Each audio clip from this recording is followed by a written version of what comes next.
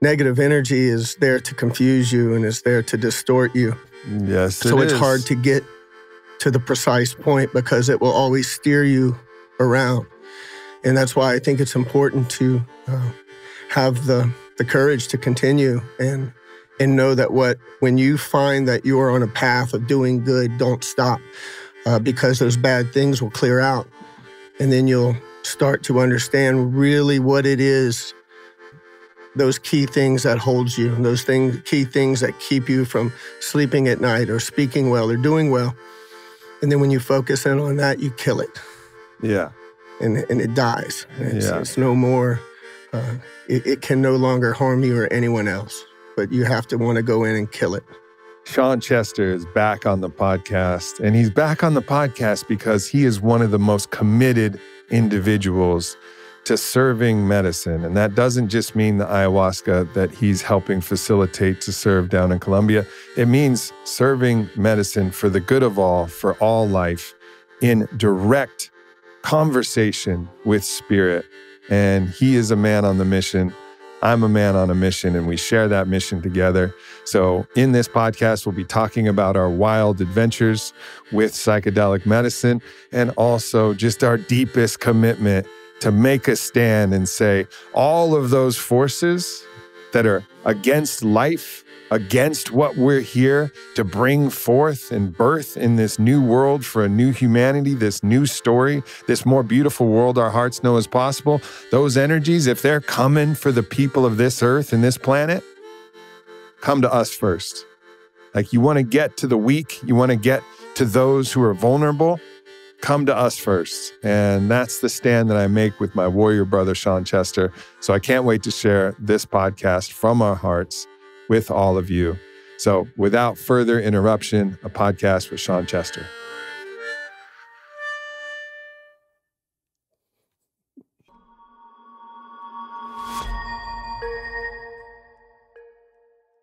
All right, just dropping into a prayer.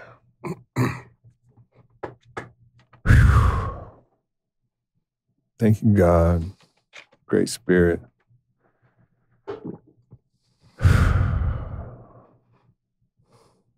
Thank you for establishing the communication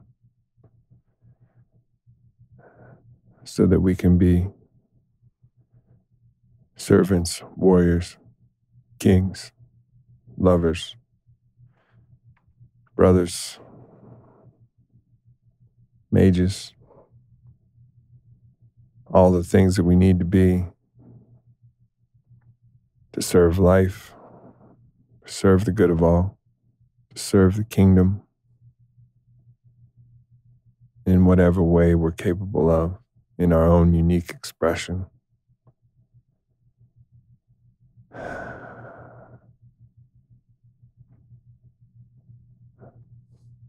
Thank you for choosing us as we choose you. It's an honor. It's an honor to fight for you, God. It's an honor. Amen.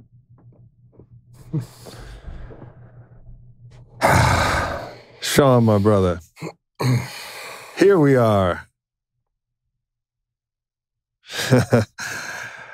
We've been through some adventures recently. We had some adventures down in Soltara where we drank some ayahuasca together. You've had your own whole series of adventures drinking medicine and helping facilitate the serving of medicine with your Taita in Colombia. We just experienced a medicine journey, our own God bomb, signature medicine journey with myself and Vailana yesterday at the house. So we got a lot of stories to tell. We got a lot of things to share. But first, just drop it in, man. Like, how you feeling right now? What's alive for you right now? Very good to see you again. Yes, we've been through some great adventures since I've seen you last. Life has been beautiful, and I'm in a very happy place. I've been honored to move forward in this particular life, this life path that I've been put on, and been learning so much, meeting the greatest people ever, and just happy to see how the rest of it plays out. That's the thing. We kind of know what the next steps are. We have a feeling, and then it starts, the middle part gets, we don't exactly know how it's going to work. We don't exactly know what we're going to be called to do. We don't exactly know which battlefields we'll be on, what will be required of us, but we know the next steps that we need to take. And then we also know the ultimate commitment that we have, right? So it's like we're anchored in two places. And I think this is important for all people listening, is find your two anchor points. And the two anchor points are, I know who I am right now, and that connects you to, I know how I serve. Like, what are you here to do? What is your vocation as far as what you're going to contribute to the world? And we say things like all in for all life, or for the good of all, like this real clear, or like we're here to do, and when we say the word God, we talk about the God that we know, not the God that people have been talking about. So just permission for everybody to loosen the language association around the word God, because we may use that word a lot, but don't think that we're using the word in the same way that you're using the word. It's our personal aperture on the great mystery of the divine, but we may use that word God, but we're here and we're feeling, listening, learning, understanding how we can serve God and ourselves included in that, and serve all life. And then we know who we are. We've cleaned out some of the most of the internal stuff that we need to clean out, and the personal side of it. And it's like, all right, what is the next mission? And then we just have little clues about, well, I don't know exactly what the next mission is, but here's a couple steps that we're going to take. Mm-hmm. Yeah, I can say on my journey with God and in the medicine, there's no separation of the way that I am in ceremony and the way that I am in life. I've had to learn to take the feelings that I gather and the knowledge I gather, and make sure that I'm incorporating that in my human life as well, because that's what the teachings are for. They're not for me to just experience this in ceremony. They're for me to experience this and develop a higher learning and a higher knowledge, so that I can walk in a way that is appropriate to serve others to do the same thing. That's something that we arrived at yesterday, was just that kind of, that felt recognition of like, all right, here we are. Here's what we're doing to train, to get stronger, to get ourselves fit to actually serve in a bigger way, right? It's like there's almost like a training component. And I think this is one of the moves that I don't think a lot of people talk about in psychedelic medicine and vision in these journeys, is everything's so focused on like healing the personal trauma, like dealing with and you have to do that. You have to go inside and heal the personal trauma. But then there's a place that transcends that, includes and transcends that. Like, you have to do that. Of course, you got to deal with all your stuff. You clean, limpia. You clean out yourself so that you can really show up to be in service of a bigger game. Mm-hmm. And that's the move that I think people aren't really talking about. They're not really talking about these ceremonies and these medicines used. Oh, what are you doing? Are you rehashing stuff with your dad? No, I'm not. Like, fucking beautiful. All of the things that I've experienced there, I feel in such right alignment with that. What am I doing? No, I'm listening. I'm fine. I'm using the medicine as a bridge to listen to the divine. I'm using the medicine as a way to strengthen my own being. Mm-hmm. in a way that I can actually serve the world in the best way possible? Mm-hmm. Our direction and my philosophy in the medicine is to do exactly what you said. We have to uncover whatever is inside, whatever we have stored, whatever we've been through, whatever's been passed down to us. It's important to clean and to always clean. But at the same time, it's important to not think that what happened to us makes us now. Because when we think that, we carry that trauma as in it's our identity, and it's not. And it's important to take the medicine serious enough, to be brave enough to go in, face this, and put it behind us where it's no longer a part of us. And then we start finding out who we truly are. Once we realize how to be present and that there is no past, I believe is when we start getting the knowledge and how to move forward of service to ourselves, to our loved ones, and to everyone around us. You say there is no past. So that reminds me of a Carlos Castaneda quote, and I can only paraphrase, but it's basically at a certain point, the warrior realizes he doesn't need to carry around the baggage of his past. So he lets it go so that he can be free. And it was something akin to that. And is that kind of what you're referring to? Is basically saying like, yeah, blessings to my past. I'm not trying to exile any part of me or not say that that wasn't me. Of course it's me. I'm going to include it all, but also like let it go. Well, in the letting go, there has to be full acceptance of all of it. Yeah. So it is facing it, understanding it very maturely, and looking at it without emotion, looking at it with understanding. But whatever it is was, and what got us from there to here isn't what gets us from here to there. And I think it's important to find a way to clean yourself. And I think in many of the psychedelics, it allows people to see things and to face things. But I don't know how it allows them to move past it. And I think the importance is being with the right intention and in the right place to where they understand that a true cleaning is by saying, be gone to all of this.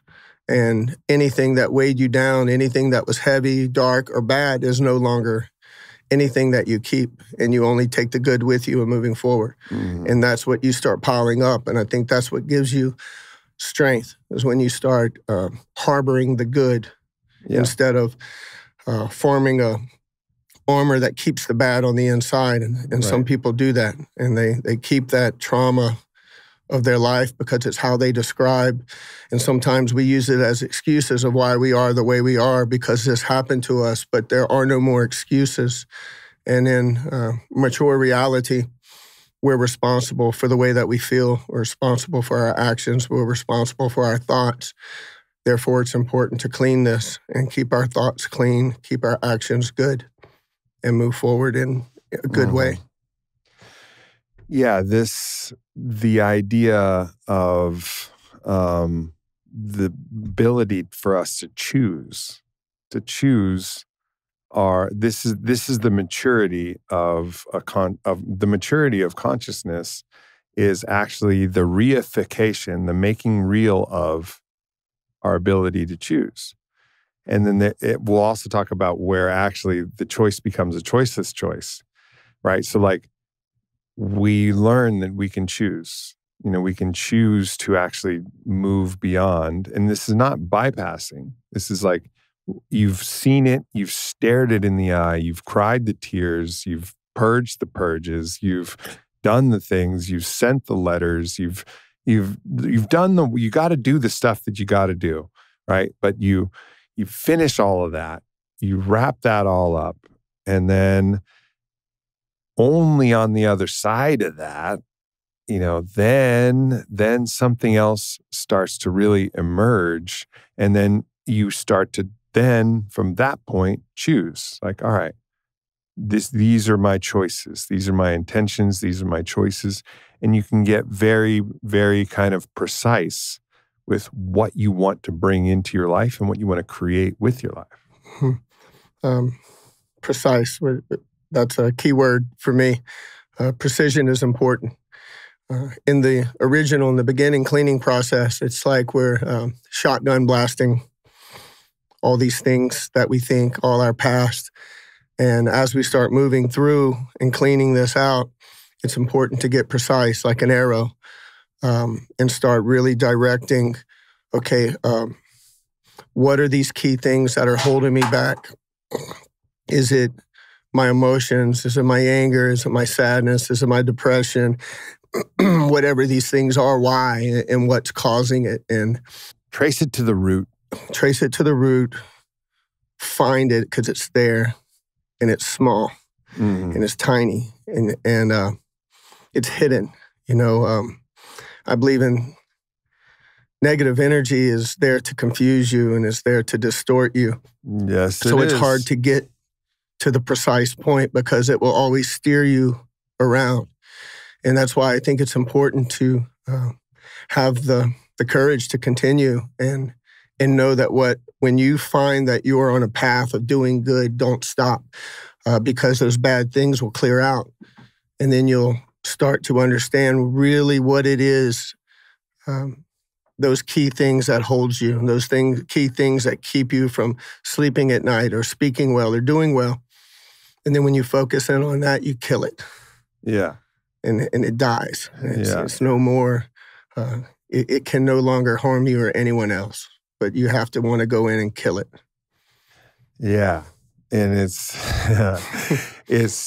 so you get this level of kind of self-awareness where you trace all of these things that any expression that you're having in your life, whatever you're feeling, whatever you're going through, there's a root. And there's a root that comes in. And sometimes you can spend so long talking about the root, but the most important thing is you identify the root. And then the alchemy comes when you say, thank you. Mm-hmm. And whatever way that is, thank you for being a fucked up parent. Or thank you for this fucking challenging thing that I went through. Thank you for this. I got in a car accident. Thank you for this car accident. That was a reminder that I needed. The moment that you can say thank you, you get this alchemy, and you just say bless that path because it got me to where I am now, and where I am now is exactly where I wanted to be. As Hafiz, the poet, said, God circled this place on a map for me, and here I am right fucking now. And so blessings for the past, but let's move with telos, with direction, towards a future that we want. And I think there's, a lot of energy that just tries to, it's almost like circular in nature, where everybody's just kind of circular, masturbatorily working their trauma and stuff. And it's that's fine. We all have that. We have to clean it. But remember, there's a purpose. And the purpose is find the alchemy. Get to the place where you can say, thank you for everything that's come before. It's made me who I am today. And now here, what's our greater mission? We have to be drawn forward by a greater mission, and I think that's a key component that I think a lot of people are missing when they're talking about this psychedelic medicine conversation, because it's all about the trauma. Yes. It's super important. And there's a greater mission that we're all being called to. And that's the reason why you should just work your trauma. If not, why not just take some painkillers and drink some booze and numb it out? Why not? Just get by. If you're going to keep it, you're going to keep recycling it. Yeah. Then you're right. Why not? But I think when you make the decision that you don't want to keep it, then you no longer speak of it. You face it very clearly, very maturely. You think it, but you look at it as a training course. Every obstacle was good. Everything that was bad was good. It strengthens you. It prepares you to do better as you move forward. If people like us didn't have difficult traumas and we didn't have difficult things to make it through, we would be too soft to take on the challenges that are to come as you do move forward. And as you do, it only gets harder. And therefore, you start greeting the difficulties with a little excitement, because you know that nothing comes to you that you can't take. Nothing is going to happen that you're not strong enough to move through. So you accept that. And when it gets really tough, you know it, you accept it, you find the grit, and you move through it. And then that's gone. I'm a believer in making the ceiling your floor and continuing leveling up. And every time you're able to move to a new level, all of that is gone. It's time to focus now and navigate the level that you're in until you can move up from that. Yeah. Yeah, there's an energy of, and I really appreciate the loving, feminine energy that's like, I love you, sweetie, just as you are. Everything's good. And it's an important voice. But there's also the voice of the father, the capital F father, and please remove all religious associations with that. But like the father, it's like, you got this, son. Like, come on, get up, dust yourself off, let's go. You know, and there's an important balance of both that I think both of us, one of the reasons why, you know, why we have such an affinity and why we're brothers is because we both get that. We both get the necessity and the importance of the softness of that feminine of like, we got you right where you are, shitting, puking, crying, in the middle of it. Don't worry, we'll hold you. Like, we got you there, which is in a way an aspect of the divine masculine to do that. But there's also like the appreciation for the feminine to come in there. And we also have all right, now dust yourself off. The world is under duress. There are forces that are trying to turn truth upside down, love upside down. There are forces out there, however you want to call them. This is no fucking conspiracy. This is just a fact of the cosmos. There is resistance in the polarity. There is those forces that are pushing for life, and then there's the thanatos, there's the death impulse, there's the inversion impulse, there's the trickster that tries to turn every loving moment into a mockery, and every truth into a falsity, and every heroic act into a you know, false flag of some sort. You know, it's like, so there's all of these forces at play, and like to really now more than ever, just be able to cut through and just see through all the bullshit. I think we all develop our own roles, and just as you speak of love and the softness and feminine side, thank God that we have that, right? Or nothing would be worth fighting for. Right. However, to offer such free love isn't reality. And in reality, in the medicine and healing others and healing ourselves, there's something people don't talk about, and it's discipline. And I never truly found love until I found discipline. Discipline to clean myself, discipline to love my wife the way that she deserves, the discipline to love my friends in an honorable way.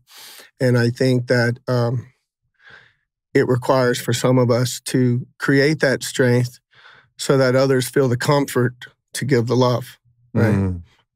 But discipline is important in us to provide a true loving space. A loving space is where someone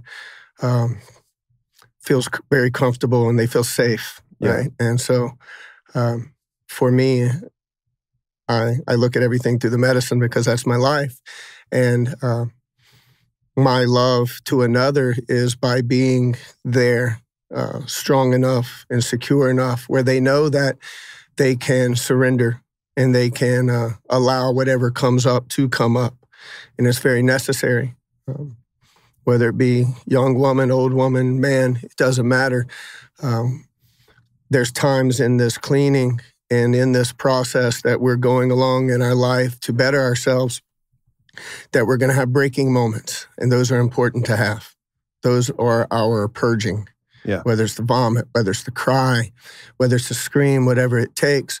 But that's how we rid ourselves of this negative energy. And these forces that you speak of are very real. And however anyone wants to put that, once you try moving forward on that path, there's always something trying to pull you away.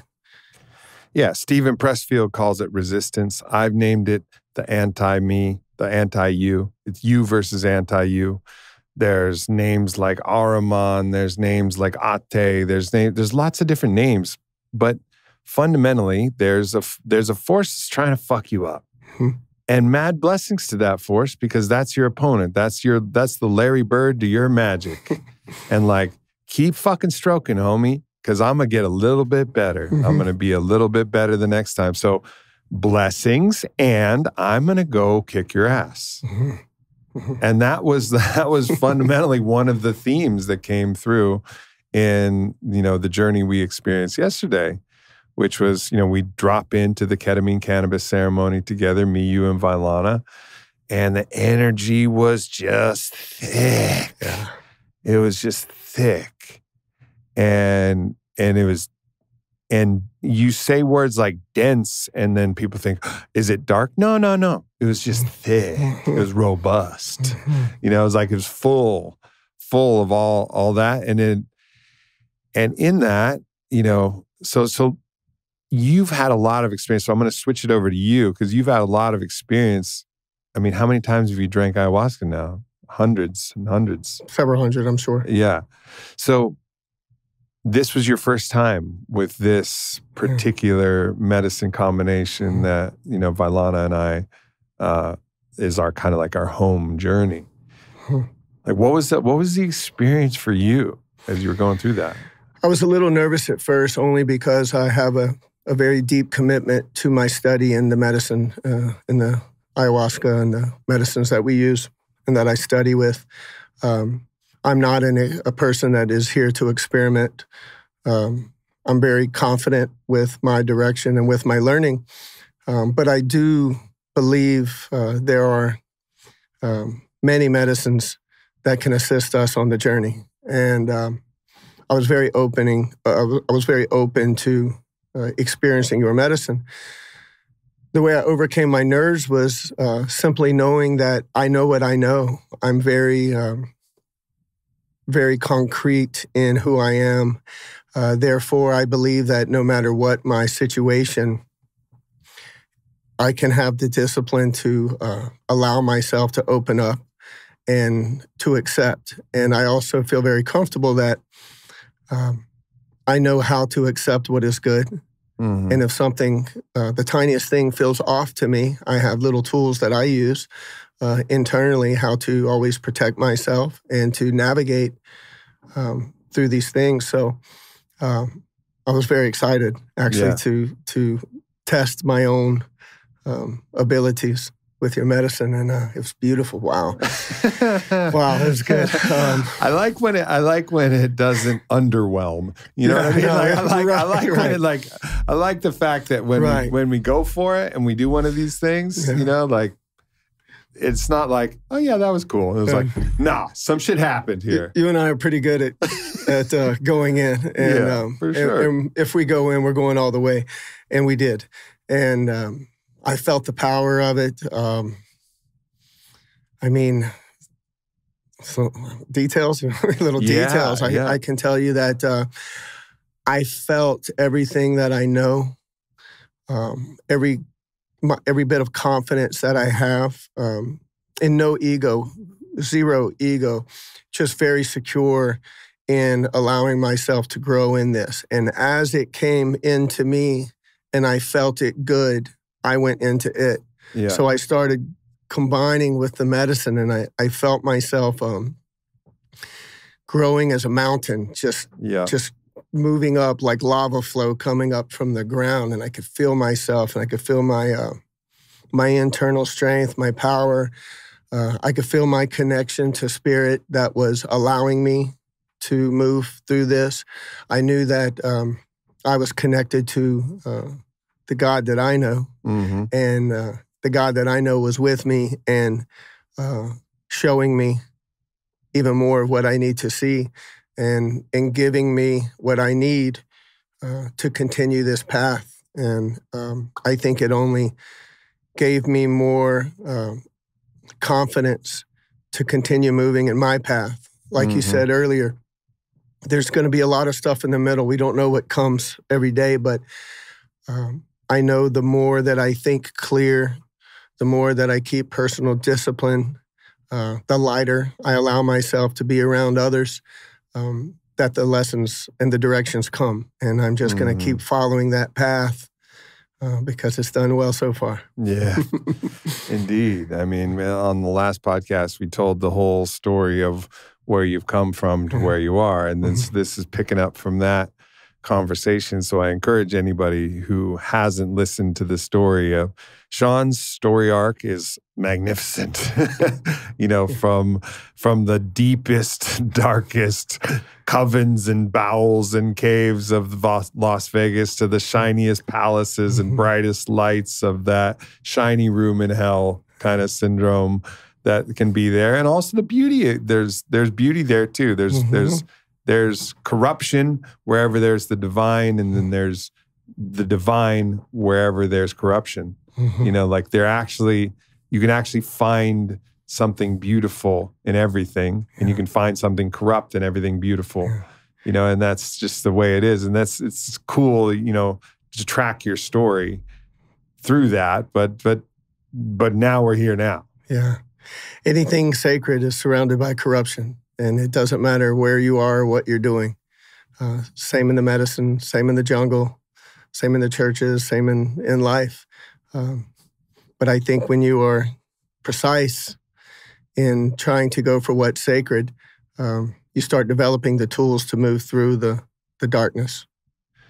So let's talk about this darkness and this, you know, this corruption and let's talk about the divine. You know, I mean, this is really what from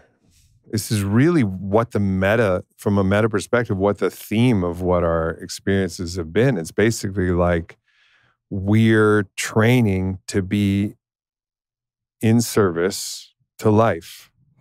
You know, and that's why it's funny because there's certain people. You know, Dave Asprey got on a podcast and he was like, oh, poor Aubrey's doing all this ayahuasca and he's not doing it right because he obviously has to keep doing it because he's I'm like, what are you talking about, bro? Like, I'm focused on a much bigger game. I'm focused on God's game. I'm focused on making that connection, cleaning my body, getting myself to be the most effective, powerful vehicle to be able to serve all in for all life to the best way that I can. And there's a real opponent out there. The opponent is real. And it doesn't stop. It doesn't stop. The second you stop, you're done. It doesn't stop. And if you look around the world, there's a lot of beautiful things and a lot of places where, you know, life, God, spirit is winning. But there's a long history of the opponent being, you know, empire being the favorite. You know, they've been bullying us for a while. And yeah, now we just got more of our allies who just showed up, and it's perfect timing. So we were just talking about like this force, that the team that we're on. I mean, it's Team God, it's Team All In for All Life, and it's all our allies, it's all life, it's all the good, the true, the beautiful, as it really is. And postmodernity has tried to corrupt that and say there is no such thing as good, true, and beautiful. Bullshit. There is. You can feel it in your body. You know that it's there. It's real. Right? Like, you know it. Like, you know it. And this is the God we know. This is not stories we've been told. This is not ideas. This is what we feel. And then, of course, our brothers just came in, interrupted the podcast, which intentionally I told them to interrupt the podcast. Our brothers, Aaron Rodgers, Aaron Alexander, they came in to just say hi on their way to the airport. And it's like, it's awesome because we feel like not only are we connected to all of the earth, we're connected to God, we're connected to these forces, but we also have people who are also in the same mission. And my teacher, Rabbi Mark Gaffney, he would say, we're wholemates, W-H-O-L-E, wholemates, in that we're facing a shared horizon and that we're a squad, and like the squad is forming and everybody has their radical, unique role and their unique song to sing and their unique way to play and their unique thing to do. But it feels like the Fellowship of the Ring kind of time. Like this is the time where we're aligning with where we stand. And it's not the small games, the political games, the red-blue games. It's the big game. It's empire versus the kingdom. It's life versus anti-life. It's you versus anti-you. It's the upside down Sitra Akra world versus a world of truth and clarity and beauty. I feel like we're building an army. Yeah. I don't, I love when we speak of Team God because I certainly feel as I'm activated, I have this is a mission. And to be with you and my brother Aaron and just like all the men that we were together with in Costa Rica, I see it and I feel it, and it gives me more strength. It's like we're all supposed to learn what we're supposed to learn. We go off on our training alone. We do whatever we have to do. But I think coming together the way that we are starting to come together and sharing this with others, and I think it's spreading. I think it's obvious that it's spreading. Yeah. The work that you've done and to get the word out. And honestly, you're living it. You're not talk. I know you, and I've watched you, and you have shown me. And to be with other brothers that are living the walk and putting in the time and the effort and the struggle and the pain, and it's hard. It is hard. It's the hardest thing ever in my life is now. Yeah. But I'm the happiest I've ever been in my life, and it's the most beautiful thing. It's the most rewarding, and it it gives you power every morning to get up out of bed and charge. Yeah.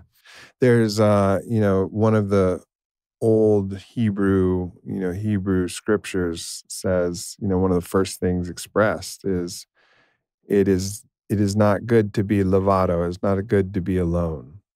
Right. And this was a kind of a download that made its way into the Old Testament. It's not good to be levado, alone. And that really means like we're meant to have our community, our brothers and sisters with us.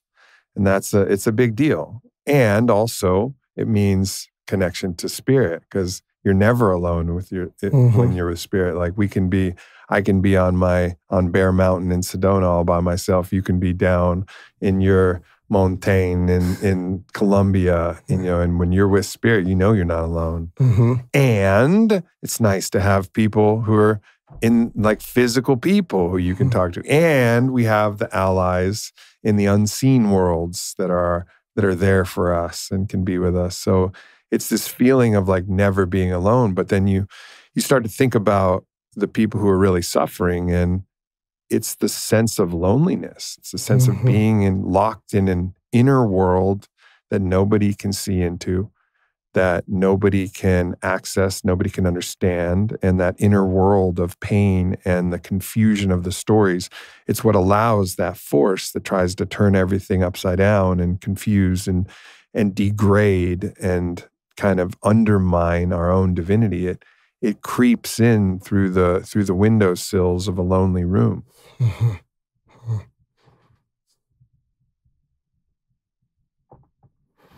Yeah, I have felt the aloneness at times.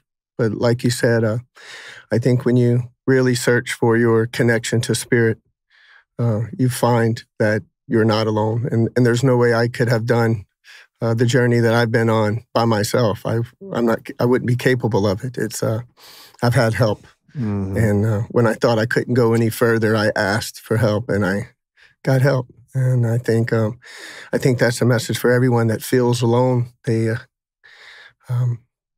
not.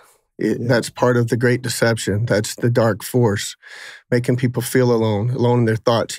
Everything's repeated. Most of us don't have original ideas. Most of us aren't having a one-of-a-kind pains. It's happened before, and it's happening to others. So it's important for people to know that they can move through it. They have to know that they can move through it. Yeah.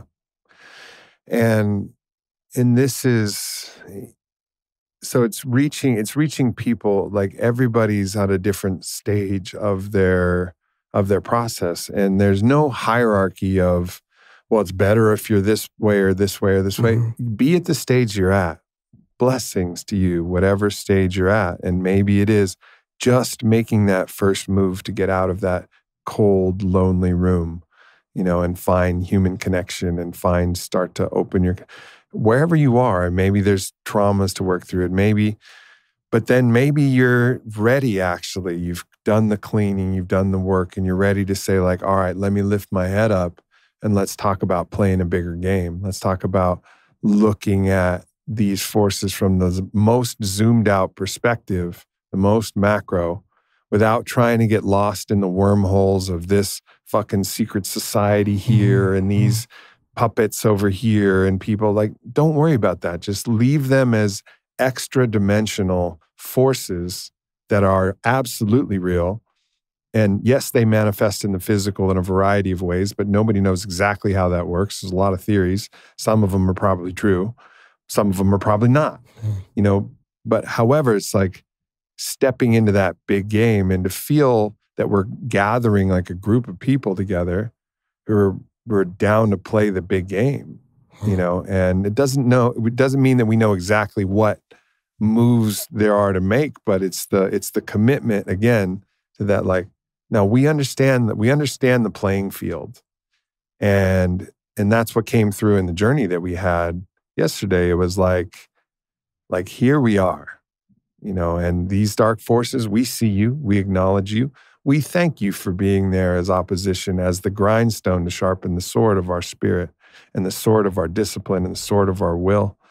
And like, thank you for that. However, like, if you're going to fuck with the earth and her people and everything else, like, come at us first. Like, let us put on the double-plumed helmet of Alexander the Great, who rode Bucephalus, and let everybody know all arrows should be aimed at me first. Like, that's the kind of idea. It's like, and this is not, again, we're talking the extra dimensional forces. We're like saying, we're working this out in the largest macro, and we'll make decisions in the micro. What does that mean? Maybe it means, for me, it means lending immense amount of support to Bobby Kennedy's presidential run, because I believe he's on that same team. But so there'll be little missions that involve 3D actions that we take. But it's the deeper commitment that I think is the most exciting for me and makes me feel so at home and so like I have my tribe and my people. There's a group that's with me, in our Fit for Service community. So many people are with us there, and so many people just listening are probably feeling that, like, yeah, I'm fucking with you, man. Yeah, I guess I gathered mine by really paying attention to the guests that I have. That's my world, right? I live in the medicine world of ayahuasca, but there's many ways to connect to spirit. There's many ways to clean yourself and heal yourself. This is my way, and I take the time to make sure I'm doing it the right way and learning it. And so my focus on each one of my guests is to truly understand who they are, where they came from, what's inside, so then we can assist them on their journey and cleaning them out and assist them. It's like I feel I'm in the middle of a handoff. Like, they do the work. They come to me. I have to do what I do right and do the best I can with each one individually, so that then I may hand them off so they can continue on their path. I think all of us are in the middle of a handoff. We have to learn our role in our ceremony of life and do that role right. And when we do that, I think, again, I see it. This is spreading. I hear it from many people. Yeah. Well, what I want to talk to you specifically about is, and I think we've canvassed, again, and I've said it so many times, but like wherever you are in the journey, it's beautiful, blessed, etc. But there's certain types of people that are ready to step up into their warrior archetype and to come push towards the front lines, put on their own double-plumed helmet and lock arms in the phalanx on the front lines for God, for the real God that we know, not a God that we have to tell stories to each other about. Like me and you don't tell stories to each other about God. We feel God, and we know we feel the same God. It's not like, well, maybe we can extrapolate some ideas, but it's the felt sense of that. And so we know what team we're on, and we know we're there. And then there's certain people who are called to step forward and really play a significant role. And then it's part of their character. It's part of like who they are. And I think one of your specialties is finding those people. And I think this is even unlocking more and more now, is like drawing those people to you and going through that type of warrior training to say like, all right, you ready to show up as, on the special forces front lines, operator for Team God, which requires, we're not handing out missions and assignments. You got to figure that out for yourself. You got to listen to God. You have to have a clear channel. And yes, there may be collective missions that we all agree on. It's not like that. It's not like a normal military where it's like somebody in a fucking suit makes a decision and then you go kill a bunch of people and you're like, why were we killing? No, not that. It's like, but you're called to be an operator of that capacity, that capability. A Tim Kennedy type of motherfucker. A type of motherfucker like, look at the darkness and look at the evil and look at that and say, fuck you. Like, not today. You do not take our children. You do not take our weak. You do not prey upon those who cannot protect themselves. Like, we step forward and we stand. And it's a masculine expression, but it can be carried by women or men. But it's typically that masculine element of, we're here to protect and we're here to guide us forward on a path in the future. And it feels like you are particularly, one of those people who's like a steward to bring those warriors through into their fullness. I've been very lucky to have the most wonderful people that come as guests. They stay with me in my home. And it's been, from house moms to Indian Sikh healers to strong men to professional men, just of all kinds. But when people come to me, I ask them and I talk to them very clearly before they come and ask them if they're ready to do the work, because it is hard work. And I guess my concentration is to get them through the hard work and get them to a new level and to truly make their ceiling the new floor. And I think it strengthens every individual when they face a challenge and they overcome it. And in the medicine work, it can be the hardest challenge of your life, but you will overcome it. And I've had the greatest people that come and overcome it, and it only supercharges me because I see them. We cry, we scream, we laugh, we vomit, we poop. There's a lot of stuff going on sometimes, and it can get pretty hard. And we can see things of our lives that we don't like, and it can be very difficult. But when we have others there to give us a little motivation to get past it, which I try to offer to my guests, and that's my form of love, in that you will overcome this, and stand with them, and they do overcome it. And I'm very blessed to know that I have about 65 new friends that are stronger than they were before I met them. And your story itself is proof of concept of somebody who was, you had a real demon in you, bro, like back in the day. And the real beauty to you too. But the beauty and the demon were entangled. And I'm not talking about the beast. The beast is always there, and the beast is divine. And there was a cool story from the ceremony that we might tell about the beast. But I'm not talking about the beast. I'm talking about the demon. And the demon is not pointed at the right direction. It's turned its face from God. Mm-hmm. And that's Sitra Achra, the turning of the face. It's turning its face from God. And that's where in the darkness of that shadow that's cast, when you turn your face from God, that's where the demons live. And you had demons in you, bro. Mm-hmm. And you went through the deepest cleaning to come out. And through that process, the strengthening and the tempering of who you are has been enormous. So it's just kind of it's a case model, it's like a case study for anybody, regardless of the demons you have inside you. There's a path where you can clean those demons out and actually become really a new human. Yeah, it's been an interesting journey, but even though it seemed always uphill, you can feel when you really search for truth, God, truth, you search for who you are. There's juice inside you that can get you through this. And for me, I just started feeling that juice, and it was like if I had to claw my way through it, I clawed through it. And many times, like anybody else, I'd want to pull the cord and just call it quits. It'd be much easier just to feel like live a peaceful life, but I don't feel like it would have been peaceful. So I'm no different from anyone else. We are not.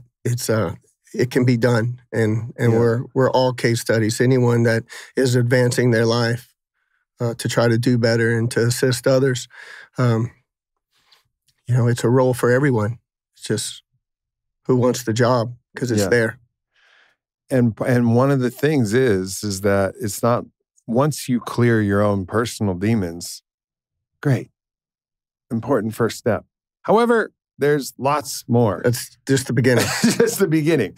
And both of us have experienced, coming out of our own personal demons and experiencing the darkness externally. And you've had some really visceral experiences. And I've talked about different, brujeria, different bad, dark medicine that's been utilized, which is an aspect, which is basically just creating conduits for that energy that exists in the cosmos to actually be targeted and directed towards an individual. And you've had some experiences, not only, personally, but also with some of your guests and clients of like really dealing with these sometimes internal energies and sometimes external energies. And the line between those is often blurred, as there's usually a resonance that needs to be there. But I remember, so the first story I want to go to is there was a story, you were being the darkness, that dark energy had attacked you. Yeah. And that dark energy, you can tell the story of and it's a story of a bird with razor wings. And tell the story of the way that this dark energy attacked you. Well, I first started experiencing, once I felt I cleaned myself to a level of truly feeling clean, and then going deeper into the study of this medicine, you realize that just as strong as this good power is, there is another power that's also practiced, and it goes back to the beginning of time as well. I had to overcome myself getting attacked by a dark magic that people were putting on me. When I was first in the jungle and started becoming close to the grandfather, there were people that didn't want me so close, like I was interrupting something. And I did have a very difficult time the first time I experienced getting black magic put on me, and it was separating myself, my team. It was very confusing. It was very scary, actually. That's one of the signatures of this energy that we're talking about, call it Ate, call it Citra Akra, it works through confusion. Mm-hmm. It confuses you, and it also finds the wounds. So if you don't trust, if like one of your wounds is you've been betrayed, like trust will be one of the wounds that'll enter, but it's always confusing you, and it'll trick you into thinking and make secret pacts and double cross them. And I got so confused. I thought my own team was attacking me. There's times I think my own Taita is attacking me. Right. It was very difficult to go through. It lasted about 4 months, and it's very hard. Can't sleep at night. I lost 20 pounds. It was affecting me physically, emotionally, spiritually. I felt like there was a cloud or a dark piece of metal over my head, and I couldn't pierce through. I felt I had no connection.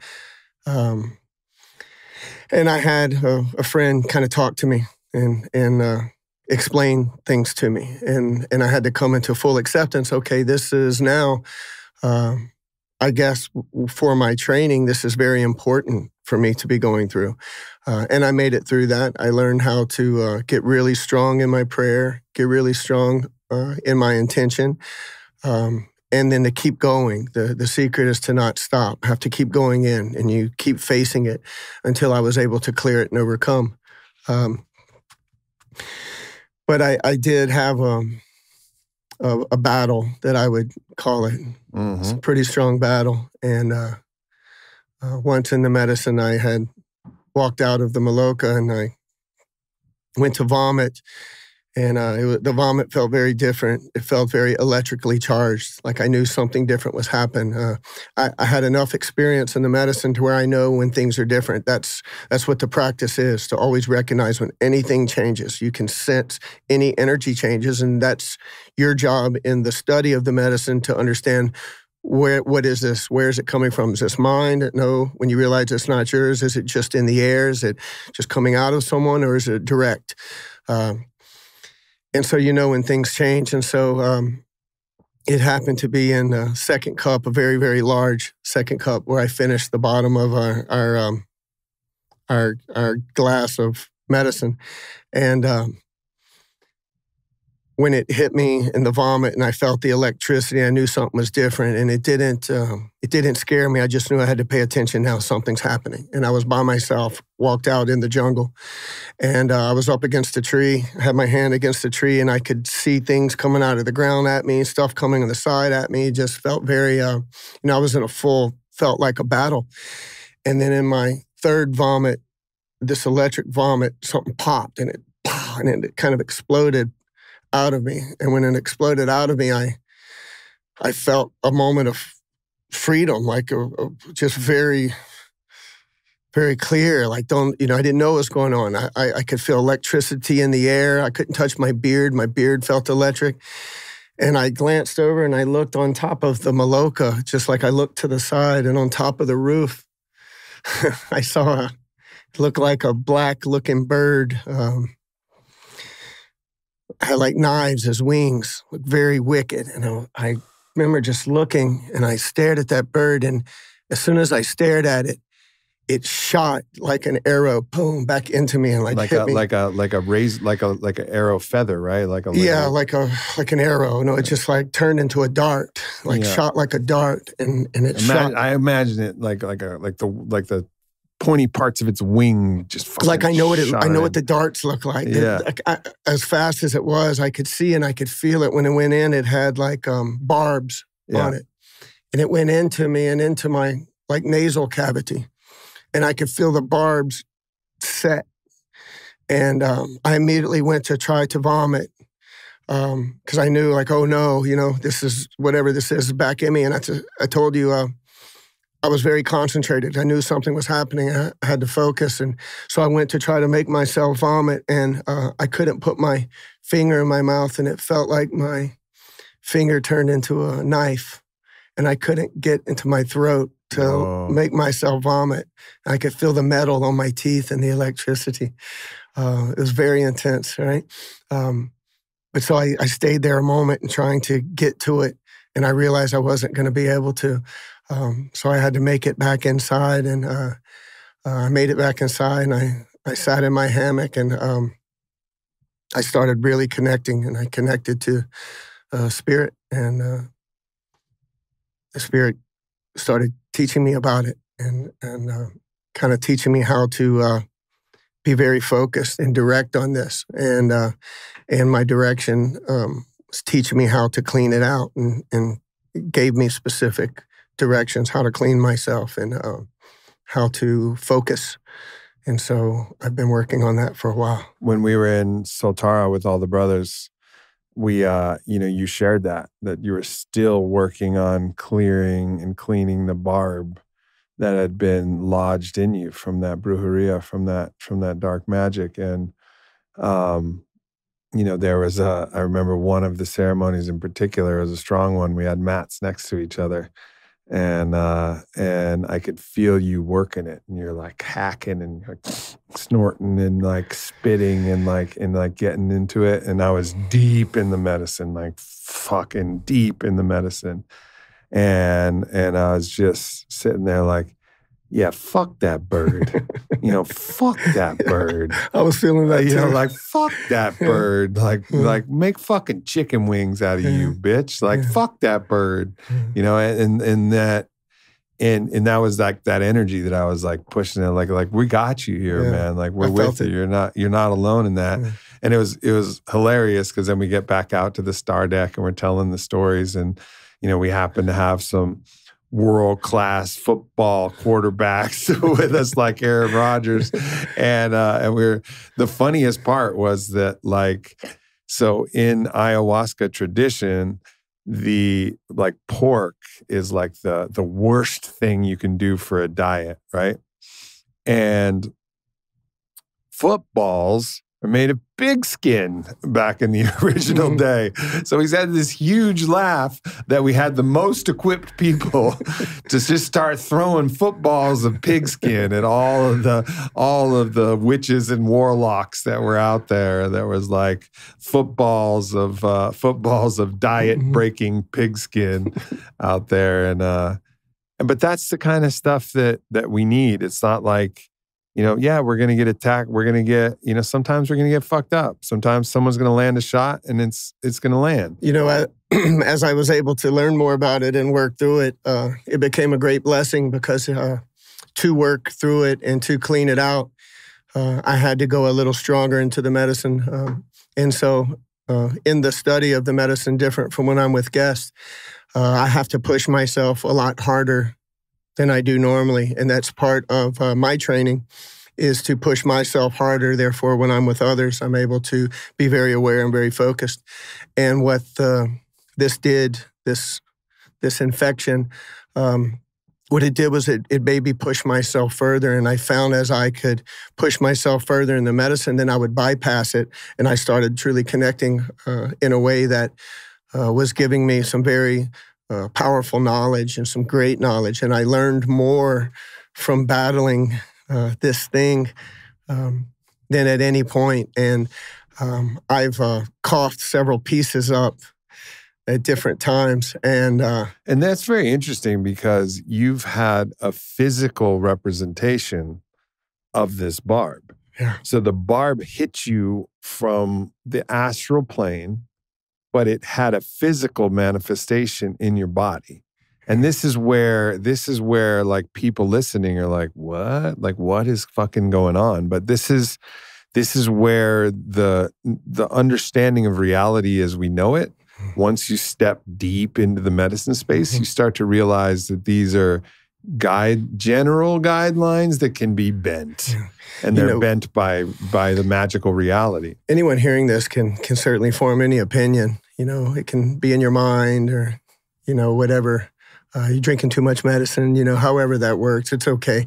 I don't expect anyone to understand it. It's something that I'm living, and I do live this, and it is a very powerful understanding of inner worlds, outer worlds, and I don't claim to understand that. I don't think anybody truly understands it completely. It's called the mystery for a reason. It's got a lot of opinions. I don't deal with opinions.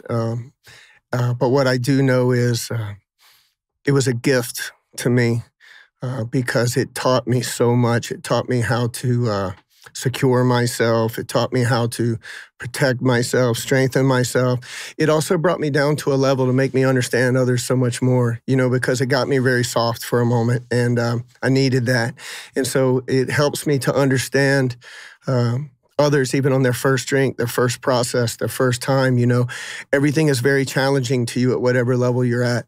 So for me to get challenged on that kind of level, I wear it as a badge of honor, and I accept it because that's from my training. So I don't want to call in bad things, but bring it if it comes, and I'm going to learn how to deal with this and face it. And I don't say that in any type of ego way, because it's not that, but a lot goes into this job, and this is one that I just learned is potentially and there. that's the important thing. It's not like we're trying to pick a fight. We're not trying to pick a fight. The opposite. We're trying to do good. No, we're trying to push forward with the most maximum goodness and love that we can.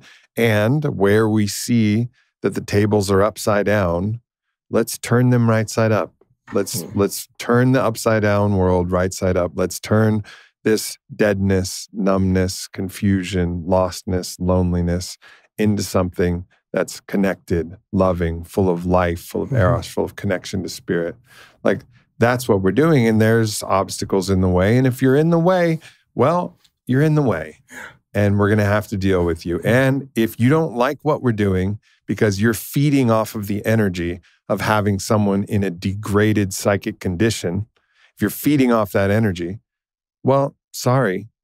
We're gonna fix this. So you either step out of the fucking way, or it's going to be a fight. But we're not trying to fight you. We're just trying to do what we need to do for the world. And there will be certain, entities that find themselves on the other side. And if you're on the other side, we're gonna fuck you up. And we're gonna, that's our commitment. Like, we're gonna do everything we can and respect. You're strong. You may get us sometimes, but together we're here, and we're gonna give it everything we got. And maybe we go out on our shield. Maybe ultimately, it's like, damn, the fucking darkness, it was too strong. But I just don't believe that's true, because I feel the allies and support that we have.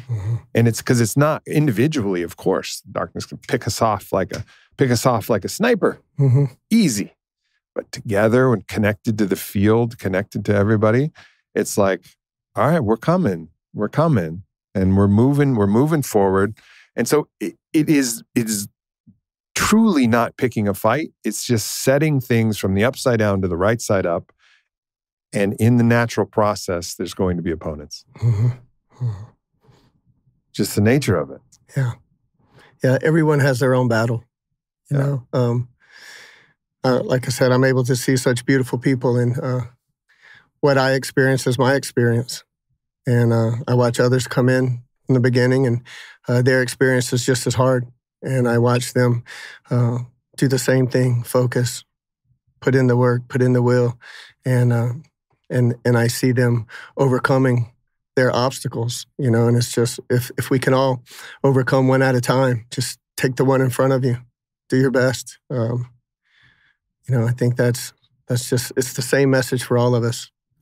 And there's no hierarchy of importance of value, right? Like, if your personal battle has cosmic significance, like you overcoming that thing that's inside you that's limiting you from your personal power, your victory over that has cosmic significance. That is a victory against that energy in its entirety. Like, the best place to access the energy, if you really want to be a warrior on the path, the best place to access the energy is first within yourself. Like, fight those battles, and those battles will continue to come. It's not that the opponent, is ever completely absent from us. Of course, it's always testing us. The anti-you is always challenging, manipulating, deceiving, prodding, creating story frames of illusion. Yeah, all right. But fight that there. And it's a claim of no, everywhere we see it, inside and outside, we stand and we know what we stand for. I think that's what people really want. It's why when you go to a football game and you want to root for your fucking team, you want to know you have a team and you want to know you have a goal.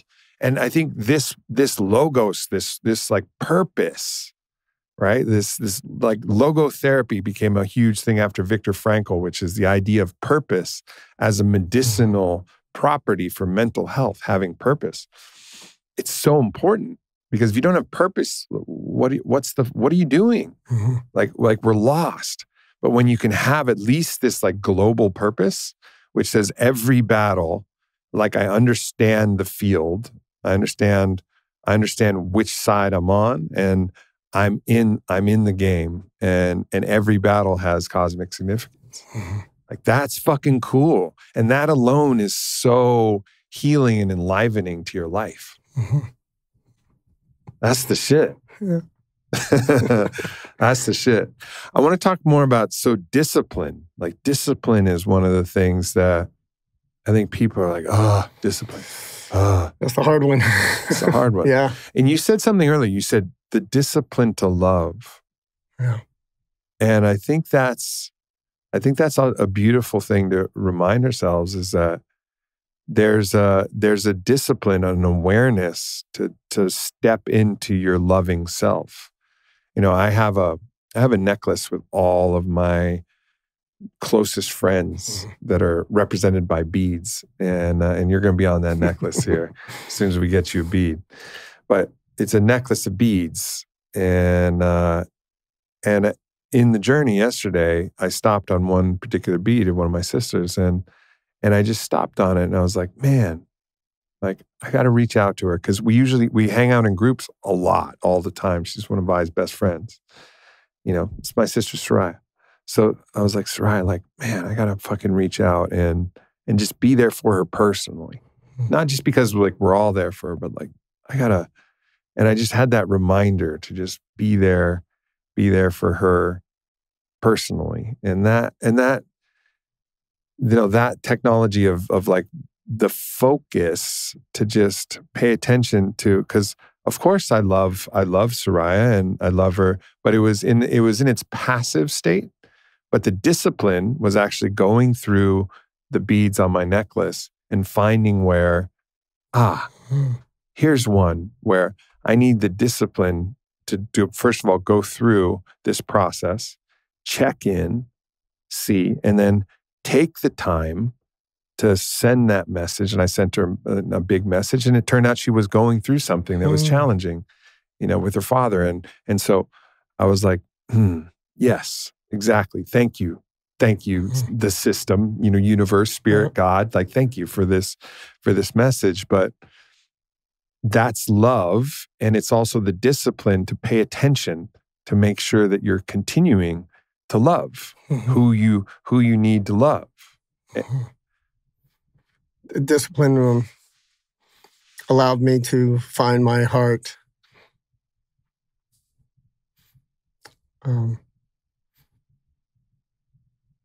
Because when you're clouded and you're confused, or when you're not thinking with clarity, you say things very easily or do things very easily. And I just think that in my experience, keeping in the mind the steps, what to do, if you get a message in ceremony, call your mom, reach out to your friend.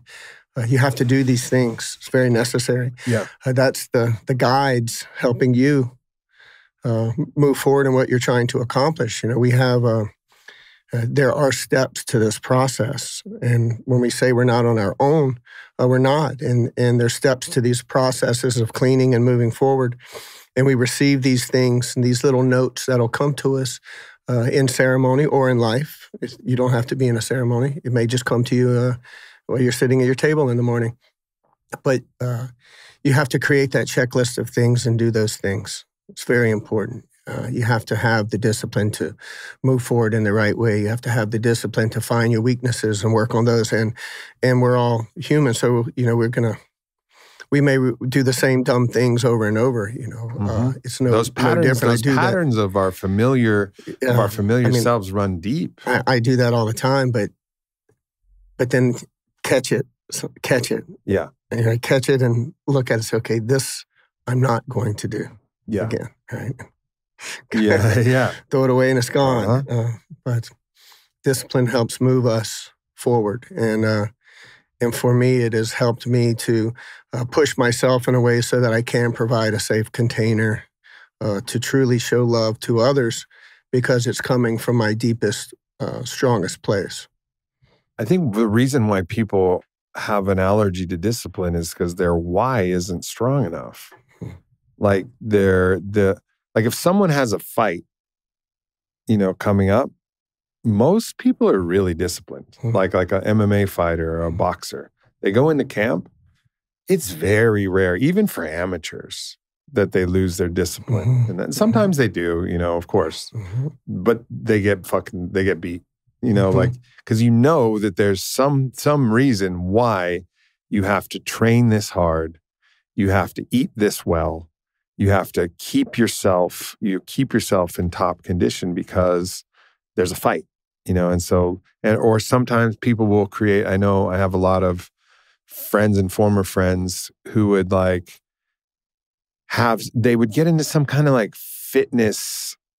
What is that? It's not like bodybuilding competition, but like a fitness competition thing where you and it was this will give me the discipline. And it does kind of, because you're going to be on stage, but it's just a small game. It's a small game that you're playing. But even in the small game, you have a reason why, so you're able to do more. So they created a game so that they could be more disciplined, so that they could look good on stage or whatever. But it doesn't fucking matter, ultimately. But they wanted the discipline, but they needed something to get them there. But the invitation is all right, play the bigger game and understand that God, life, spirit needs all of us. Big game. At our very fucking best. And it is a fight, and it's a dance. It's both at the same time. And that then inspires the discipline necessary. When you really have that, it's like you're in fight camp. It's all right, now we're staying focused. When I speak with my guests before they come, I do several video calls, and I like looking at people when I speak to them. I tell them that prepare like you have a game coming up. Adjust your diet. Adjust your mental, take some time to meditate, exercise. You have a match coming. You're going to be matched, and you're going up against yourself, and you're going to reach a very difficult moment. Prepare for that moment, and they usually do. And I have them come and prepared. Okay, my diet's on. I've been meditating every day. My focus is in. I'm ready. Yeah. And I see such a difference when people come with that intention, when they do the discipline, the hard work before they come. The more work you do before you go to ceremony is the more work that will get done in the ceremony. So you're not playing catch up, cleaning the body, cleaning. I push. Let's have some discipline in this. Let's take it very serious. And I think one of the other aspects of the discipline is there's in the mind, if you know that you haven't been disciplined, if you go into a fight and you haven't worked that hard and you get drug into deep waters. Going to quit a little easier. Yeah, you're going to be I didn't train that. I'll train harder next time. I'll just quit this time. Right. But if no, I fucking put in everything I could. I train. I say this about Conor McGregor. I think when Conor McGregor was on his rise, all he would say was hard work. I put in that hard work. And I think he really did then at that point. And I think he still works hard, I'm sure. I don't know Conor, so I don't want to project my imagination upon his life. But I imagine that there was a certain point where he reached a certain level of fame and success where he didn't quite work as hard, so he didn't quite believe himself in quite the same way. Same with Tyson. There's a certain point where he didn't quite believe himself as the one who was working as hard as he needed to work. to be the baddest motherfucker that they could. And as soon as you don't believe that you've put in the work and you haven't put in the discipline, you're very vulnerable when the pressure comes. So like discipline it's such an important aspect to life that I think we need to understand. And I think parents try to instill discipline in their kids, but they don't really give the kids enough of a why. Yeah. Like, why? Why am I going to bed early? Why am I doing these chores? Like, why? And I think that's something that I think can be ingrained and patterned early. Like, this is why. One, for the sake of practicing discipline, because this will be important. So there's that. But to understand that you're practicing, practice makes a master. Practicing discipline, practicing discipline, practicing. That helps because when you need to be disciplined for a specific task, you'll be able to do it. But also, like, what is the greater purpose for the family? What is the greater purpose for your life? What is the real reason why? Because discipline for no reason is like, we are all like, why are we doing this? This doesn't make sense. But when it makes sense, there's an ecstasy to the discipline. It's the importance of finding your purpose. Yeah. Find a purpose. What are you working for? Well, if you're home and miserable, that's one. Yeah. Not to be, right? Find a way to give you something, that drive. We should all have it. It's hard to find. Some people are very lost. I've been one of them. Yeah. But have the discipline to search. Yeah. It seems like it's difficult to play this bigger game unless you know God in a way. Like unless you know the God that is real. And, again, as my teacher, Gaffney says, the God you don't believe in doesn't exist. Like that one that you're like, that God is not real. Yeah, you're right. You're right. It's the one that you know. And then like when you know that, and it's funny because I've known God for a long time, but my relationship but I would forget. And the voices in my head and the confusion would encourage me to forget. Because of course the upside down wants you to forget that God is real. It wants you to claim, like Nietzsche did in the post-modernity movement, that God, value, eros, ethics, it's all a contrivance. It wants you to believe that, so you stop playing. It wants you to not care about the election because it's all rigged. It wants you to just be in a state of apathy and emptiness. It wants to trick you into that mind state. But when you feel that there's something real, you go into the deepest parts of yourself and you find the divine that lives and dwells within you, your own Atman. Like then everything changes. Everything changes. Yeah. Everything changes. Like that's the key point. And I think some people have that innately, but the medicines are such a powerful bridge to give you the felt gnosis of that divine. And I think that's one of the biggest gifts of it, because once you make that connection, then you've got that lodestar, you've got that point, the lighthouse. Your compass. Just your compass. Yeah. And part of the thing, as you said, corruption swarms the sacred. Yeah. So the religions have been swarmed by corruption. Of course. And so have the medicines. And so have the medicines. And so there's a lot of like almost allergic reactions, even to the word God. An allergic reaction. And there's all kinds of different things that happen. And then there's also issues with fundamentalism, which can occur in both medicine tradition and in traditional religion, like this fundamentalist, like the rules are everlasting and unchanging, but that's denying the reality that we're in a constant evolving communication with spirit, and spirit is making new, fresh demands based upon a new field of play as it's evolving. I found once I established my true relationship that I felt with God, with spirit, it didn't matter what anyone else thinks. And I also lost many opinions because you can study so many things. None of us can know everything, and it's getting out of your head. God's not in the head, right? And it's getting out of what you think it is and connecting to what you know it is, what you feel it. It's almost like it's no more, faith. Faith is important and beautiful, but it's a step above that. It's knowing sometimes, and it's a surety. There's no confusion whatsoever. And thank God that I have been able to connect in that way, because it's certainly changed everything in my life. It's so funny how, like, when I was younger, I was exposed to organized religion. So we grew up in a family that wasn't atheist by any stretch, but was very deeply agnostic. But my father had some psychedelic medicine experience, and on my mother's side, there was a kind of First Nations animistic sense of spirit that lives in the animals and the trees, and so there was some basis for something. Mm-hmm. So it wasn't nothing. It wasn't just pure, materialist, reductionist. That's the only thing there is. But there wasn't anything that was really built there.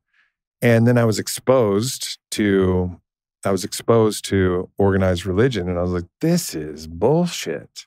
Doesn't make any sense. And so I was like, I am going to spend my time proving that this God isn't real.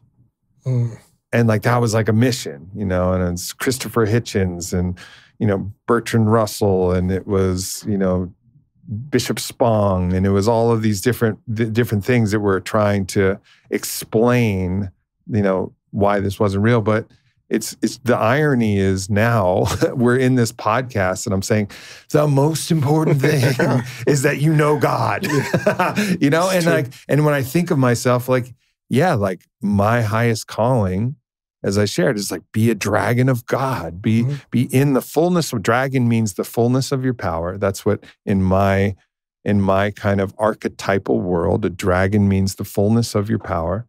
So be in the fullness of your power of God, the fullness of your power of your divinity. Be a dragon of God, be a dragon of God. And so a man of God, of course, but even including transcending my manness into the fullness of my complexity of my being of God.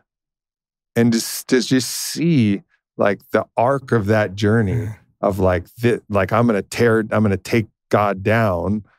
I wasn't entirely wrong, because that God was a misinterpretation. But it's a loss of energy, and it's an attack. Exactly. And I believe we have to always ask ourselves, are we helping or harming? And sometimes it's maybe better just to connect ourselves and live it ourselves and share it in this beautiful way than knock it down from, why knock others? Some people are stuck to beliefs and whatever that is. And I just think that the better representation that we can be of it and our connection to it speaks louder than anything we can ever tell them. Right. Yeah. And so for somebody who's listening, and because I don't want to say like the only way is through the plant medicines. It's the way that we found it. And also breath work, has really helped. And also our time in nature. There's so many other ways that support it. Prayer. Intention. All of these things are there, but it's becoming more and more apparent to me that living, evolving connection to spirit is kind of the foundation of my being. And it guides every action and every decision makes me happy hearing that this. I make, right? And you're the same way. And I think that's like one of the reasons why we like enjoy every moment that we get to hang out is like just like precious. And also the visions that we have for what we want to build together. It's because we get it. Like we've been through it and we found it for ourselves. It's not anybody, we don't have some guru telling us what to do or anything like that. It's like, no, it's the whole system that we feel. And from our own limit, and we have our own limitations and our own blind spots and our own things that we can't see in ourselves and outward. Of course, we're still human too, you know, but we're just fucking listening and driving forward in that. And that's something that people just aren't, in my opinion, they're not talking about in the self-help world, in the human potential world, in all of these worlds. Everybody's like trying to optimize and trying to like, all right, maximize your time and optimize this, and all of that's important and good, but like fucking find that big piece, and then everything's gonna be so much clearer when you can find that big piece, however you do it, whether it's Vipassana and you're in a silent meditation, or whether you're going to a darkness retreat, or whether you do decide to go down the medicine path. However it is, I really think it's important for people to have that, you know, to feel that God is real. Yeah, it's everything. To know it in your bones. In what you offer in down in Colombia, you know, like one of the kind of things that you've learned is, if you really want to go and play this bigger game, sometimes you have to push a little bit. You can't push in. And we had a kind of a funny conversation about, in certain ceremonies, the kind of the way of it is, if someone falls asleep, well, they fell asleep and they just needed the rest. And maybe that's true. Maybe that's true.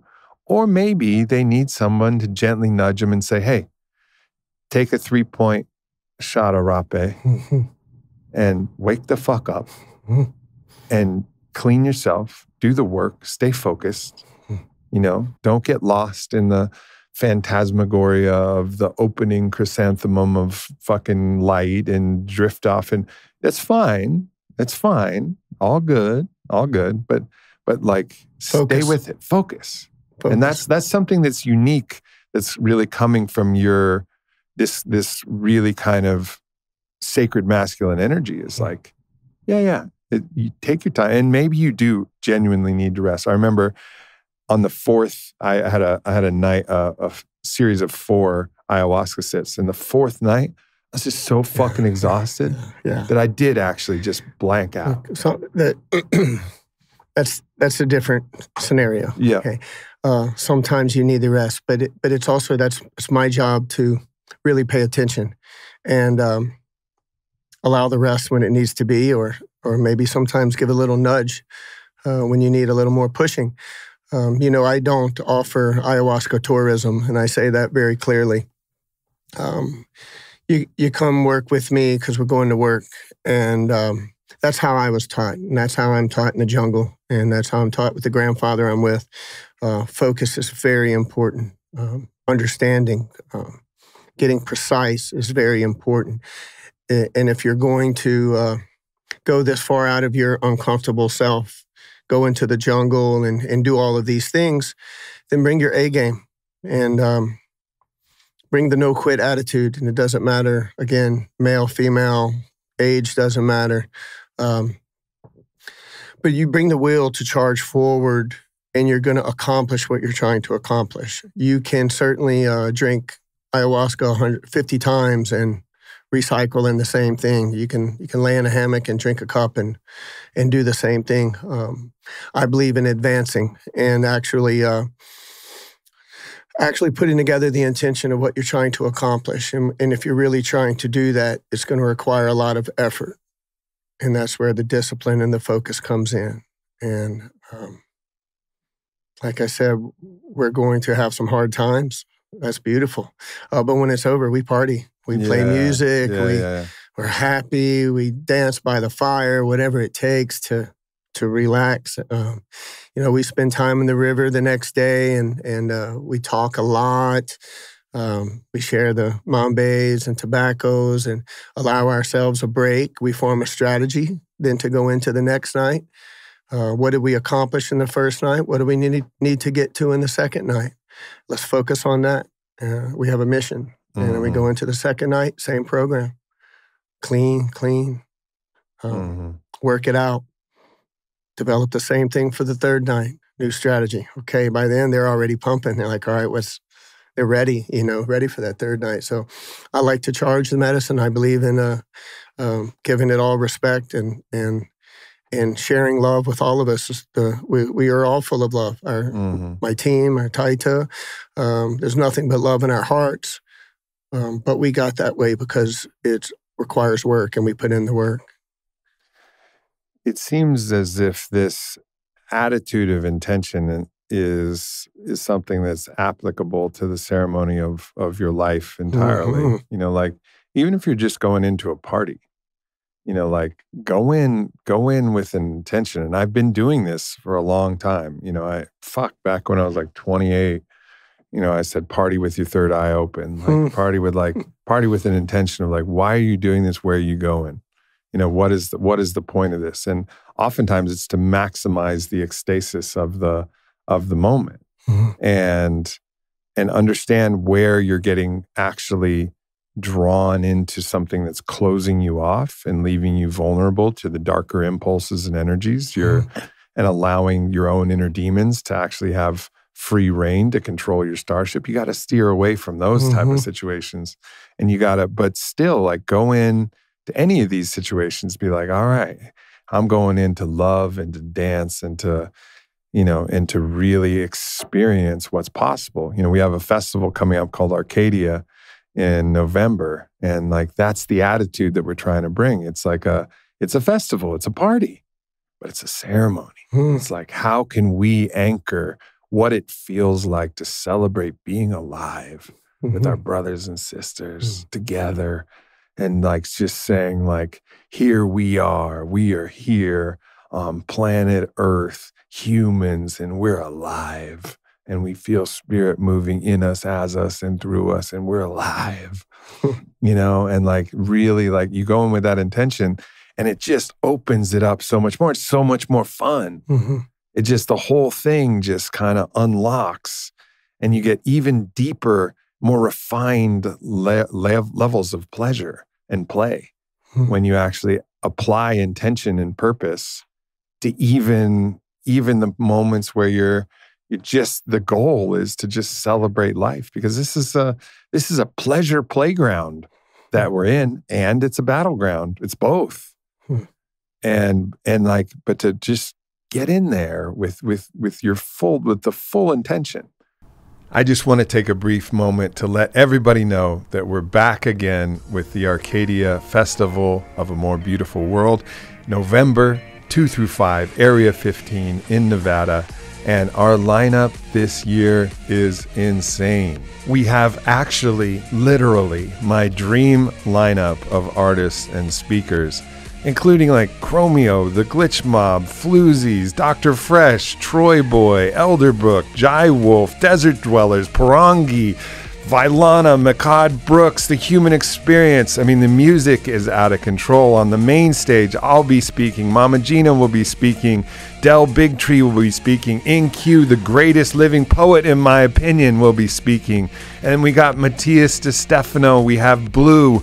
We have so many unbelievable speakers and unbelievable experiences at the Area 15 property out there in Nevada, which is also mind-blowing and awe-inspiring, and just a beautiful community of people that are there to make a stand for life, to make a stand for celebrating our sovereignty, our freedom, our love, our joy, our ecstasis, our play, and wrap it in a container where we get to actually stand together facing a shared horizon and say, we are here, we are here, we are here. We're going to blow this away. Anybody who comes, I promise you, it's going to be an unforgettable experience. And I just can't wait to see you guys there. So if you're interested, tickets are going extremely fast.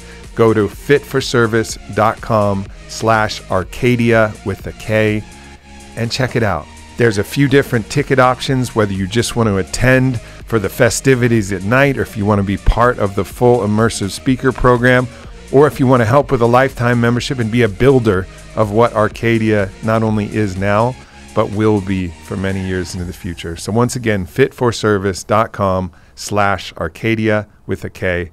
I can't wait to see you guys there.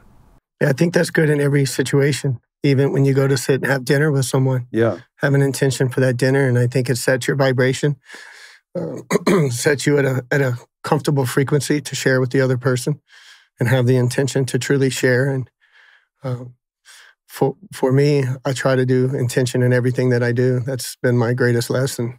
Is whatever it is, have a clear intention for it, how to go into it.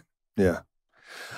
I want to share this, one other aspect of this, and it's been something that's been alive in me, and it's connecting to the beast that we have inside.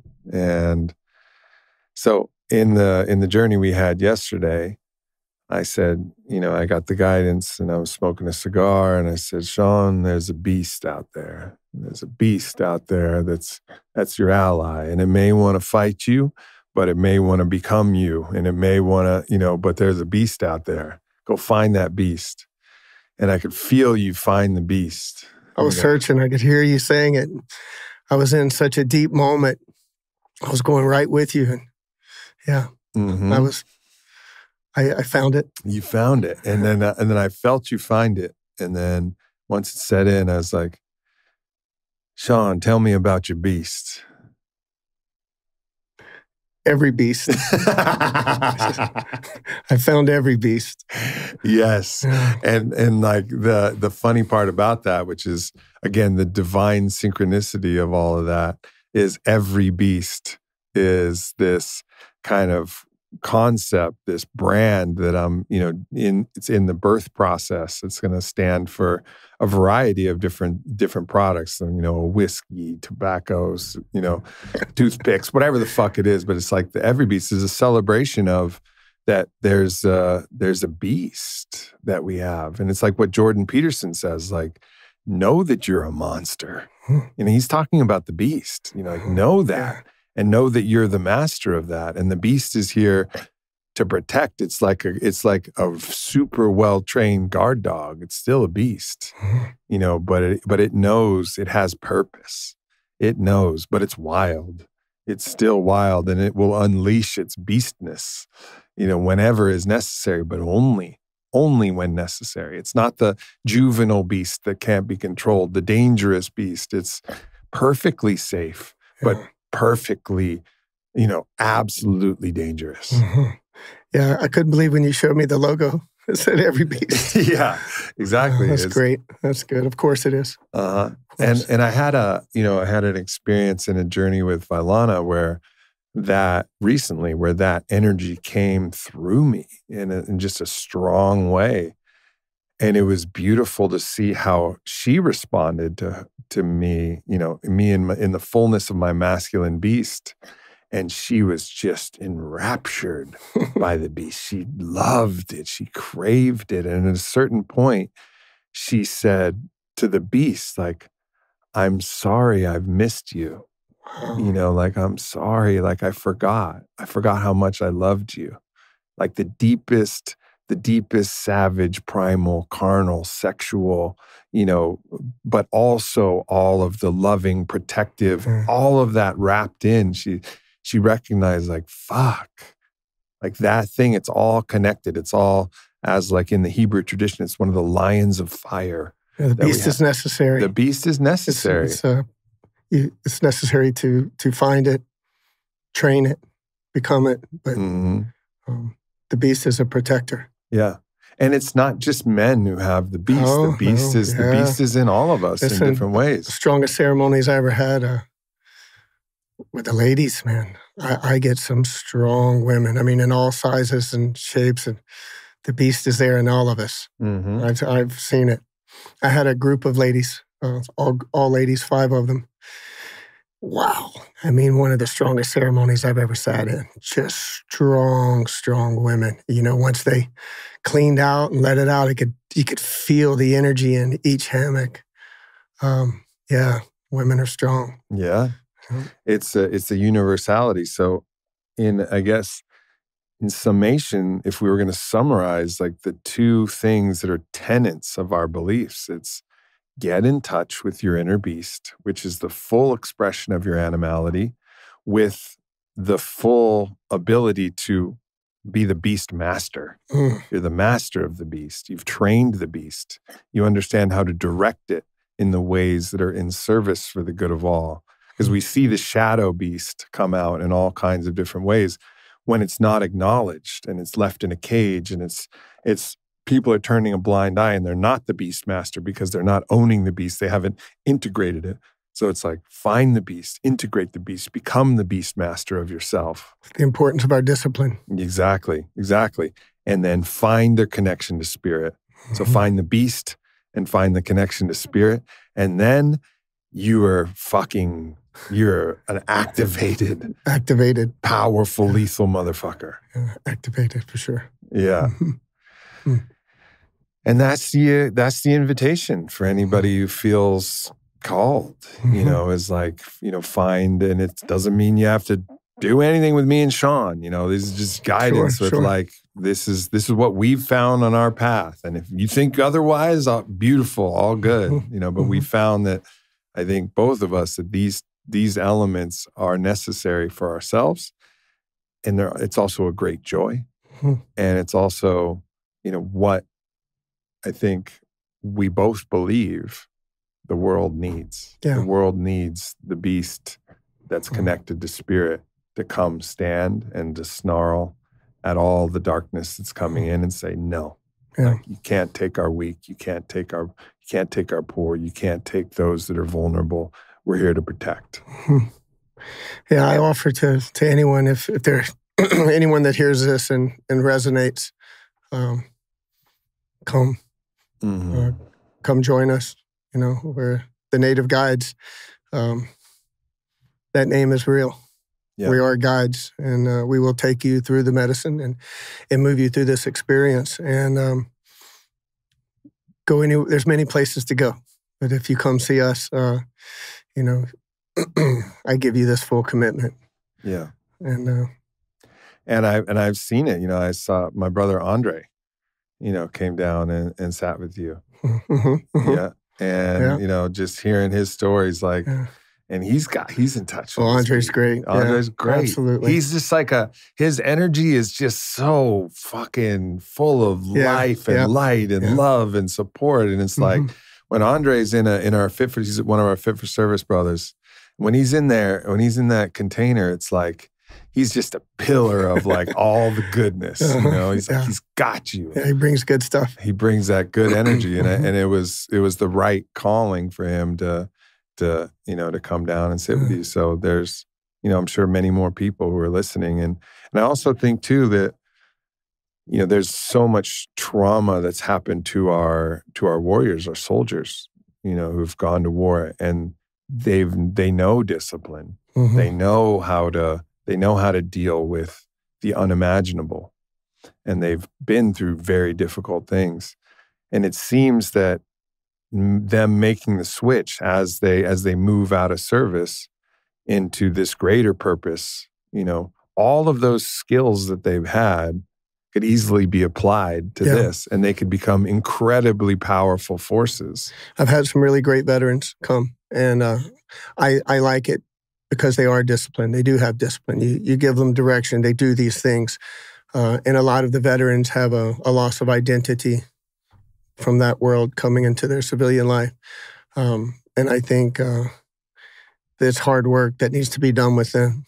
I definitely offer my services to these men and women that have a lot to peel off. And I've got them. I want them to know that I train for them. So I hope they'll come join also. Yeah, absolutely. Well, my brothers, it's a pleasure to hang with you as always. I would like to say one thing of where I just came back from. Yeah. So I've been on a 2-month break for June and July for the rainy season. And I came out of ayahuasca ceremonies, doing 5 ceremonies. And I went to get a stem cell treatment. So I went to Origin Stem Cell Treatment Center. My friend Tony Paoli is one of the owners, and Dan Briggs, if you're listening, thank you guys. They invited me to come, and man, it was incredible. I did a full week treatment It was in Panama City. I did a week treatment of the stem cell through the IV, and I did spot injections. I had torn shoulders in both of my shoulders. And it took me about 3 or 4 weeks. It's kind of a little awkwardness for me. And I think because of all the work I've done with the medicine, anything in my body is a little off. But I'm on my 5th week now, and I can feel my fibers, my muscles like healing, my energy feels great. Everything about it was really amazing. So I just want to thank Origins and their team. They're so wonderful. Those guys are great. They treated me wonderfully. And they also extended an invitation to you if there's something you want to do. Yeah, beautiful. Maybe we'll take a trip together. Yeah, I definitely do. Go spend a week there. And I think it's just a good reminder of the importance that you can't have a split between your body, your physical body, and your spiritual body. What I liked about it too is it kind of, for me, the feeling of this 1,000-year-old ancient tradition and cleaning my body out and then going into something that is the newest, most upgraded technology, but it's not pharma. There's no chemicals. It's purely biological. They have a scientist there, Dr. Utley, who's absolutely amazing, has devoted his life. And Dr. Utley's philosophy in the stem cell is very similar to our philosophy in the medicine. He plays music for the cells. He knows how to treat the cells. It's just an amazing combination for me because just like you said, you can't truly live with clarity if you're lacking somewhere. Body, mind, spirit, all of them have to be worked on with discipline. The body, you've got to clean the body. You have to do some exercise. You have to take in good food. You don't just take in good food just because of the medicine. You do it because your body needs it. Right. Your mind needs it. And to connect to spirit, you need a clean vessel and a healthy vessel. We live by that. Yeah, it's the thing I like about the stem cells as well is that in the modern medical world, we're so myopic. We're just targeting one specific thing so specifically and at the detriment to 1,000 other things. I mean, this is all of pharmaceutical medicine is like so specific, and you can just look at the lists of side effects of everything that'll happen. All right, well, it'll help you with this one thing. Then you got to take medicine to clean your kidneys. Exactly, your liver, your kidneys, or like you take a psoriasis thing, and then your liver fails, and you take a liver thing, and then it's like this. But the stem cells and the like medicine like ayahuasca, it's like you're taking a universal that allows spirit to actually go to the places that need to be cleaned. So in ayahuasca, it goes to the places that you need to clean. And you might find spots in your gut or your heart or your neck or your voice, your throat, or you might find energetic spots everywhere, sometimes even in your knees or it could be anywhere. Same with the stem cells. The stem cells are just, they're in this state of I will become whatever is necessary to help the body. And then the body's divine intelligence then directs the stem cells to just have more fuel to repair based upon an intelligence that's far greater than any doctor could ever do because it's in direct communication with your own innate intelligence. Yeah. And like both of these, that understanding about how to heal, like with the universal support of spirit, rather than thinking like, being really clever and being like the Sherlock. There's a place for that. Like, all right, you have too much yeast. All right, maybe take a fluconazole. It's fine. Like if you got a staph infection, like go get your antibiotics. Like I get it. There's a point. There's a point to all of that medicine, and I appreciate that there are targeted things for certain specific situations. But when you talk about real health, you got to really healing. You got to really trust that you're doing things that spirit can help guide to the root cause. Like what's the root source of this? Not masking the symptoms, but what's the root source? And it's a parallel, interestingly, between like stem cells and medicine work. And so like there's a future vision of like what does it look like to go clear all of the psychic trauma and all of that, and then move from a series of ayahuasca treatments to a series of stem cell treatments to then rebuild your body with the new awareness and intelligence of what you need to be the beast that you need to become. I've had a lot of conversation with them about that. It's an amazing thought. And I went through it. I'm maybe the first and only person to ever actually go through such treatments in the ayahuasca, cleaning the body and then going with the stem cell, because I could feel the stem cell inside of me. It actually, I had my own effects. Like it felt like ayahuasca living in my body. I felt a little sick for a couple of days and then it cleared up. I felt pains in my shoulders, then it cleared away. I felt a pain in my back and it cleared away, like it was moving through my system as the healing process was happening. It was going through any aches and pains I have inside of my body. Mm-hmm. Yeah. Well, this is, I think, as we start to re-understand, the nature of who we are and the nature of spirit and the nature of it, we're in the best time we've ever been in, because there's technologies and access that's available, and it's not completely democratized because of the costs. Still there's barriers to being able to do these things, and but we're building towards a world where medicines in some form of this or another can be democratized, where people can really find, and it may not be, you may not be able to get stem cells yet, but you can probably find some cold water. You can definitely find some breathing, some breath work.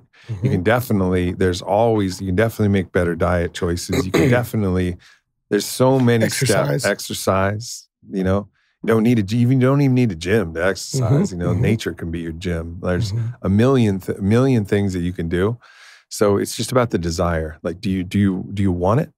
And to really implant that desire. And then as you grow in capacity and as you grow in your ability, you'll be able to unlock greater and greater technologies, which will help you deal with greater and greater challenges. That's the game. That's the game. The biggest game. Yes. Love you, my brother. Love you. Thank you.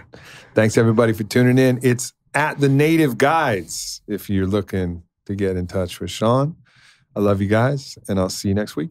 Thanks for tuning into this video. Make sure you hit subscribe. Follow me at Aubrey Marcus. Check out the Aubrey Marcus podcast, available everywhere. And leave a comment. Let me know if this video resonated or what else you would like to hear from me in the future. Thank you so much.